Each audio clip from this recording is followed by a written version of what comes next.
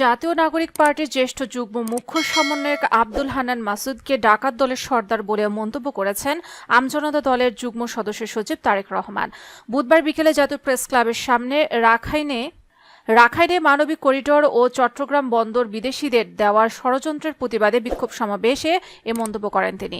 এ সময় তারেক বলেন, দেশে এক প্রকার অরাজকতা চলছে। কেউ যাচ্ছে সচিবালয়ে ধান্দাবাজি করতে, আবার কেউ যাচ্ছে ডাকাতি করতে। তাদের আবার ছাড়তে যায় হান্নান মাসুদ। সে ৯০ ডাকাত দলের সর্দার। সব জায়গায় এখন ৯০ টোকাইদের আনাগোনা শুরু হয়েছে। এদের যেখানে পাবেন সেখানে লাঠি পেটা করেন।